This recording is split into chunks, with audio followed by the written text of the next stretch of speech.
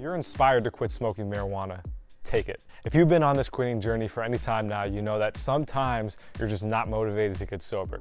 The idea of having to go through the withdrawal, go through the pain, completely change what you're doing on a day-to-day basis is like, screw this, man, I'm not doing this.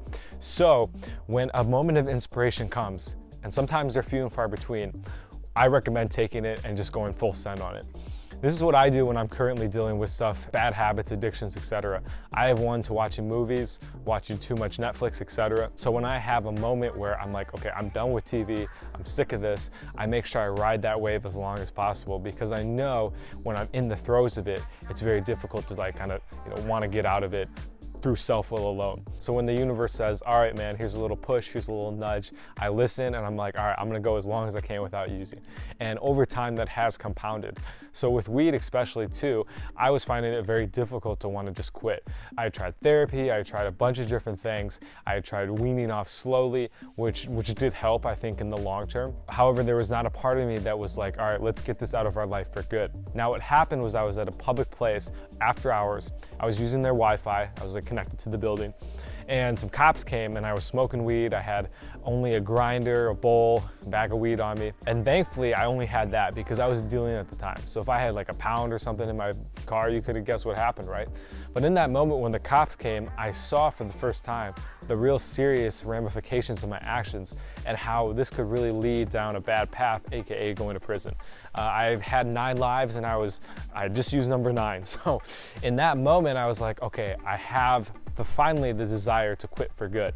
And I took that and I ran with it, and that was over 7 years ago. So you never know what moment might be the moment you quit for good. And giving yourself that practice to live without marijuana when that inspiration arises is only going to train you for down the line when you do really quit for good, or as you continue down this process, relapse is a part of it, maybe you slip back, but you know in the back of your mind, hey, last time I made it 5 days, right?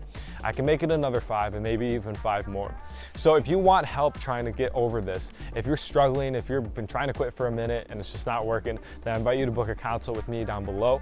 We'll hop on a call for about 45 minutes. I can get to know you and find out where you are on your smoking journey.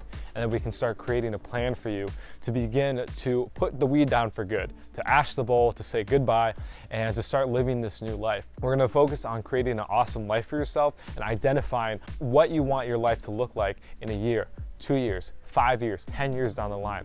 Because a lot of people just quit, but then they don't have any goals or dreams, so they're just basically what we call dry drunks in recovery groups for alcohol. We'll call them ashy bowls, all right?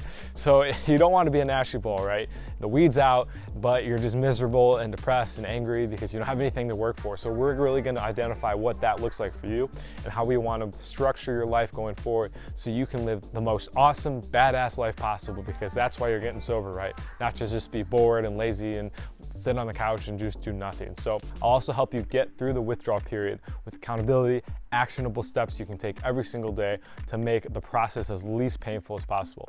It's gonna hurt. However, having that accountability, having someone to help guide you through this process is really gonna give you the best chance to succeed. A lot of people can do it themselves, and for those people I say respect. A lot of people can't though, and for those people, I'm here for you. I found that when we can adjust some of the things behind the scenes, aka exercise, fitness, nutrition, maybe certain supplements that you're taking, identifying sleep patterns, and working on some spirituality, aka meditation, journaling, etc., it's going to make this whole process, going to give you a much greater chance of succeeding, because you're going to have things to do when the withdrawals come. You're going to have things that give you natural highs, because of course we're stoners, we like to get high, so might as well get high on things that are going to benefit our life down the long term instead of that short term pleasure pain cycle from the marijuana. So book a call down below and we'll find out what the next steps are for you. With that, guys, if you got value, subscribe to the channel, and we'll talk to you in the next one. Peace.